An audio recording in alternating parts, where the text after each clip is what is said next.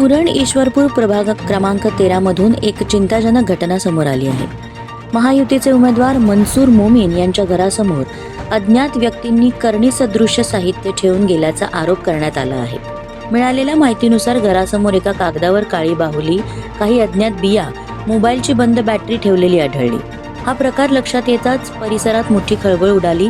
नागरिकांची मोठी गर्दी घराबाहेर जमा झाली असून भीती आणि संभ्रमाचे वातावरण निर्माण झाले आहे। या प्रकरणामागील उद्देश अद्याप स्पष्ट नसून हा कोणाचा खोडसाळपणा आहे की जाणून बुजून केलेला प्रयत्न, या बाबतीत नागरिकांमध्ये विविध चर्चांना उधाण आलं आहे। पोलिसांकडून घटनेचा प्राथमिक तपास सुरू आहे। आणि भीतीदायक वातावरण तयार करणं हे खरं तर जादूटोणाविरोधी कायद्याअंतर्गत गुन्हा होतो।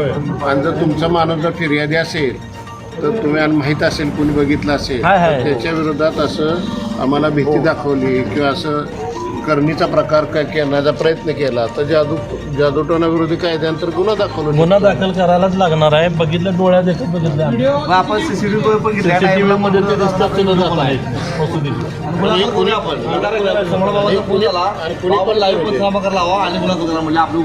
करू द्या, हे चुकीचं। आणि मुळात मी तुम्हाला विनंती करेन की समजा काही राजकीय भाग असेल, यातला आम्हाला काही फारसं नाही अंधश्रद्धा निर्मूलन समितीला, पण असं करून कुणाचंही वाईट होत नाही, कुणाचं चांगलं होत नाही। पण समाजामध्ये अफवा पसरणं, समाजामध्ये गैरसमज पसरणं हे मात्र चुकीचं आहे, कुणी पण करू जगात। त्यामुळे अशा प्रवृत्तीला आपण त्याला विरोध केला पाहिजे, त्याला ठाम त्याला पोलिसांनी कठोर कारवाई करायला पाहिजे।